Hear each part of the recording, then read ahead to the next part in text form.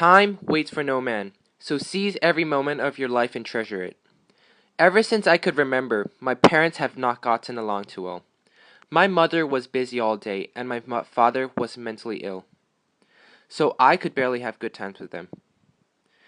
My mind was often clouded with memories of my father coming home drunk, physically and mentally abusing my mother, and for that I hated him.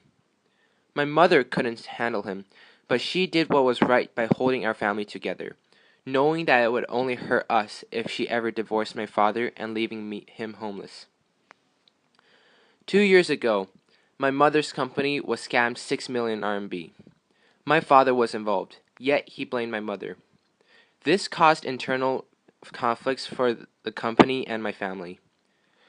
Out of anger and disappointment, I took my mother's side and did not talk to my father.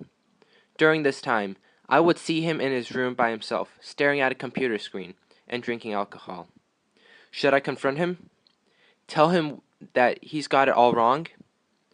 I grew angrier and angrier by how he betrayed our family.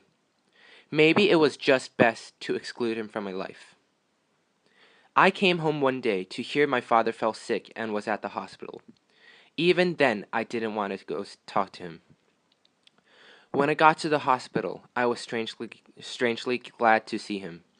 I stood by his bedside as he slowly woke up. He whispered to me, "You are the man of the house now. Take care of your brother and sister." I held him by his hand and simply smiled, and walked out of the door. 2 days later, I was informed that my father was about to die.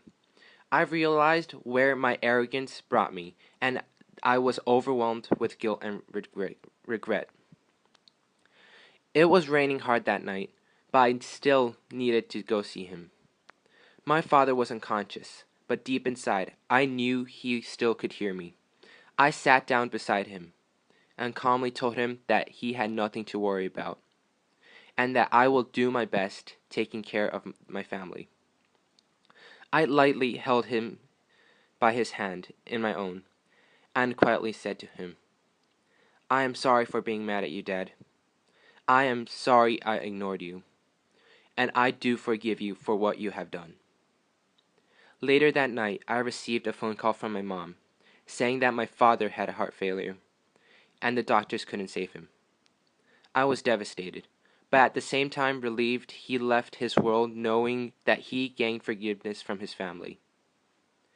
After my father's death, I learned that holding a grudge and being mad at someone would only hurt myself. I realized how precious time was, and how time waits for no man.